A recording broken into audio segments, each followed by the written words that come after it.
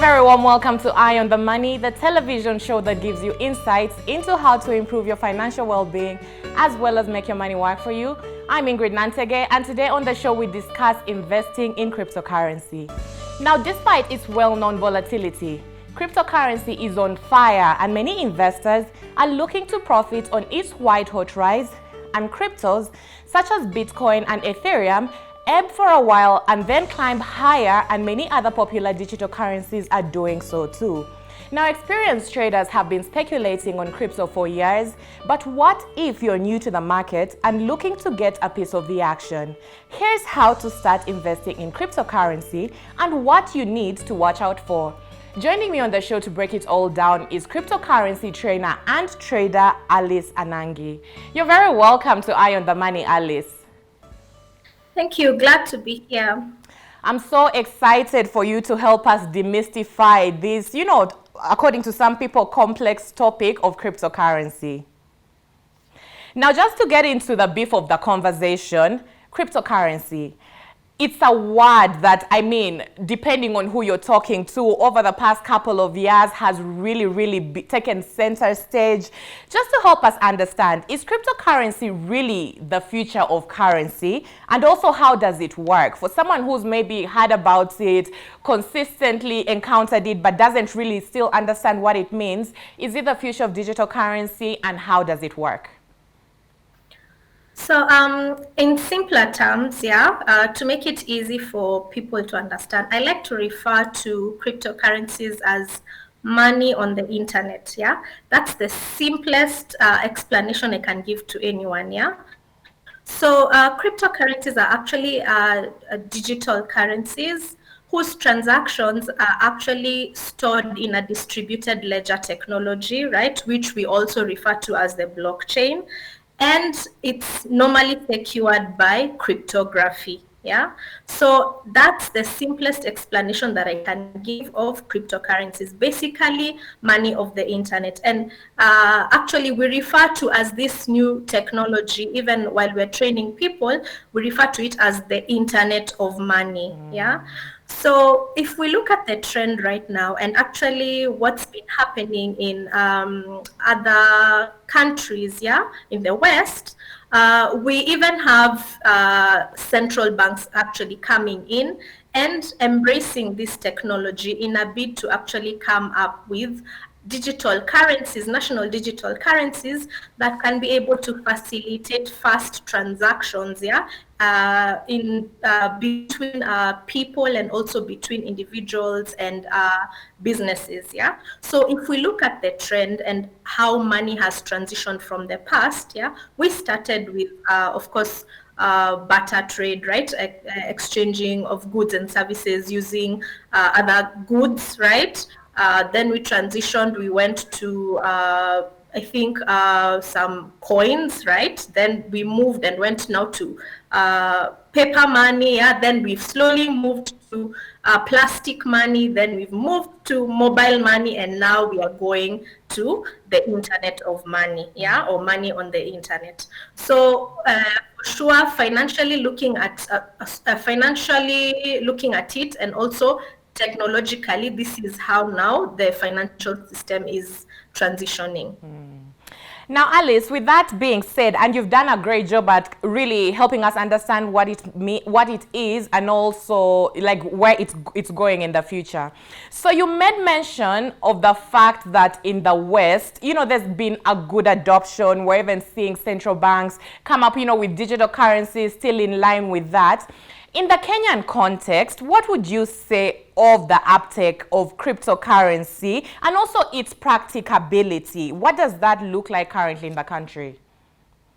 So I can say that we are actually in the early stages of adoption. But now, interestingly enough, even in the early stages of adoption here in Kenya, we are actually top, globally, in as far as peer-to-peer transactions are concerned, on the blockchain.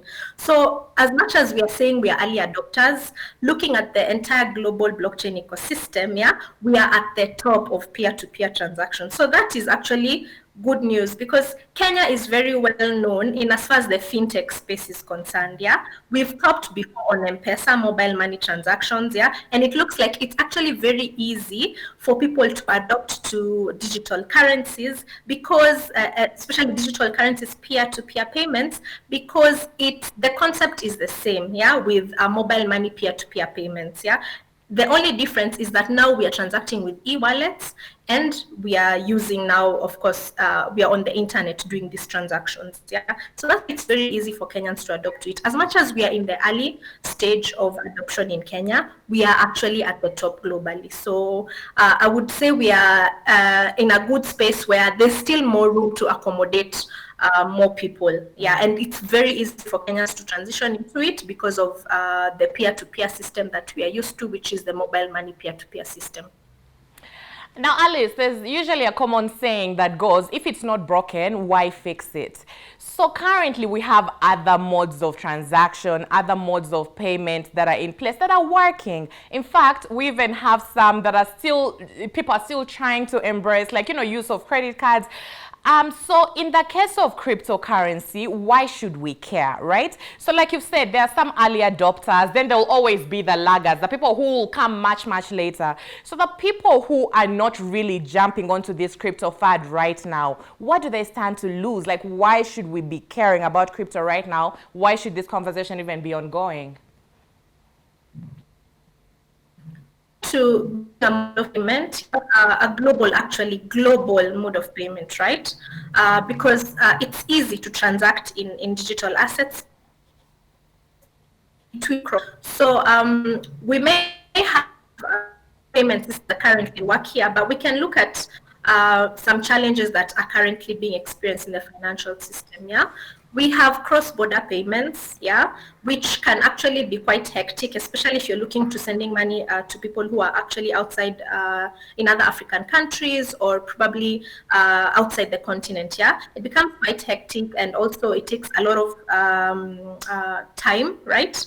And when you use cryptocurrencies, yeah, when two individuals or two institutions actually exposed to the cryptocurrency space, it is very easy for them to do cross-border payments, yeah, using crypto. So that's one use case of cryptocurrencies that work, yeah, cross-border payments. It's not just peer-to-peer payments, it's also about cross-border payments.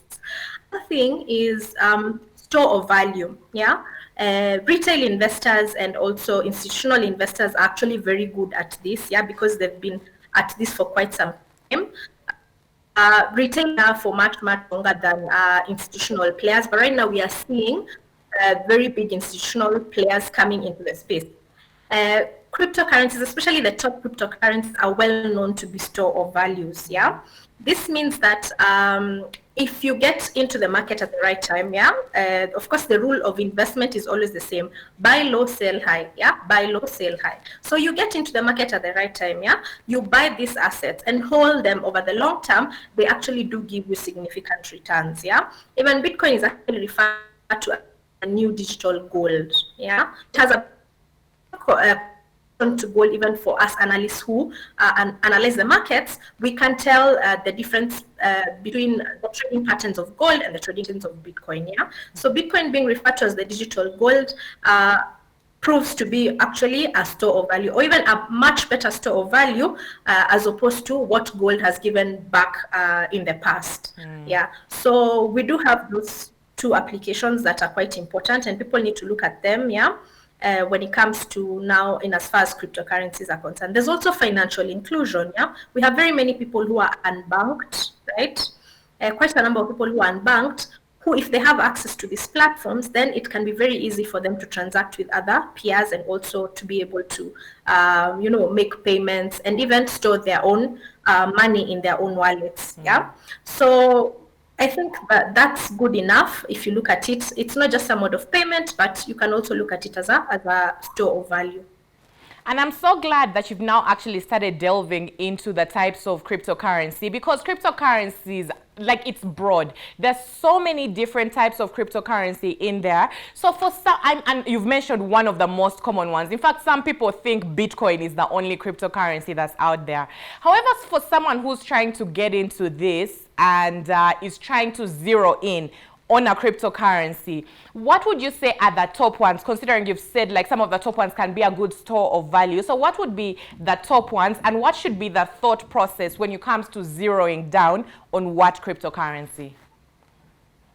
We normally look at, of course, market adoption, yeah, and looking at Bitcoin, it's actually the most dominant in as far as the cryptocurrency overall market is concerned, right? So Bitcoin usually about the take up is about 60% of the entire cryptocurrency space.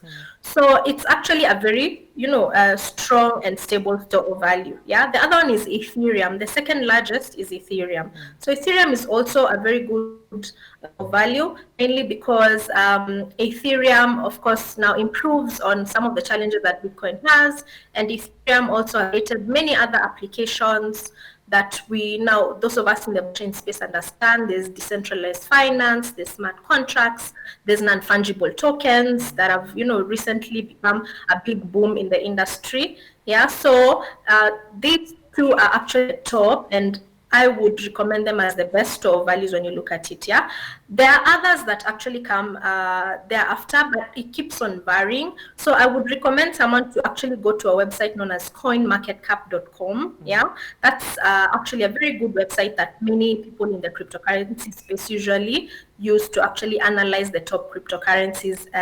And what is trending. Yeah, you can see biggest gainers, you can see the trending currencies, you can see the new currencies that have just been added, and then from there you can definitely see the top 10 assets. Yeah, there's Bitcoin, Ethereum, there's stable coins, yeah, like Tether, USD coin, and then we have some infrastructure assets over there, some helping with cross-border payments, transactions with banks, facilitating blockchain transactions. So usually that's what someone needs to look at, but I usually stress the point that education is very, very key. Yeah, you need to actually be well educated before you embark on the journey of transacting cryptocurrencies, because these are new systems. Right. So you have to be well aware of how you can be able to safely transact in these systems. Alice, even as you advise that someone needs to obviously take on a certain level of education and sensitization before embarking on this, I mean, who qualifies? Can anyone get into this? And also, with that being said, what is necessary? Do you need to have an account? What do you need before actually getting into cryptocurrencies? So actually anyone can get into it, right? What you need to understand first and foremost is using digital wallets, yeah? Because digital wallets are the wallets now we use to actually be able to store cryptocurrencies, yeah?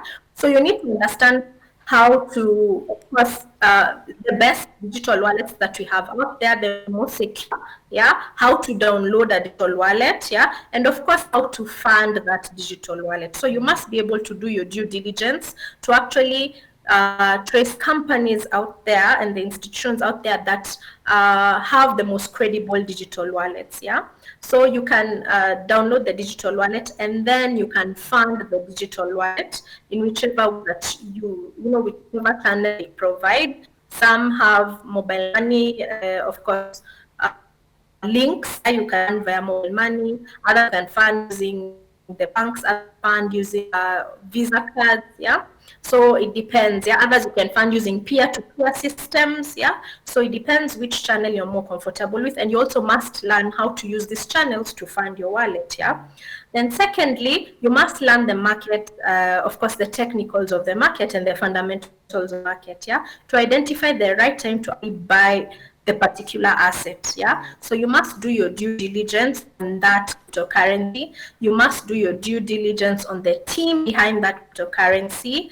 Find out what challenge is currently existing in the financial system that cryptocurrency is solving, right? Then once you understand that, yeah, and you understand the technicals and the fundamentals of the market, then you can identify a good time to be able to sell off your fiat money into the cryptocurrency and buy in. Yeah, that's when you take such steps to educate yourself, that's when you actually are able to good results in as far as cryptocurrency space is concerned. Then you also need to learn how to transact in these cryptocurrencies, yeah, because the e-wallets are there to store your currency safe. We also have hard wallets, yeah, where you can move the currency from your from your e-wallet into a physical, yeah, a physical hard wallet, so that you can store it safely and you will be the only one with access to it, yeah. So also for these e-wallets and hard wallets, we normally have seed phrases, which are like your code or your password. Yeah? So you also need to be very, very careful on security issues. You must know how to store your passwords well.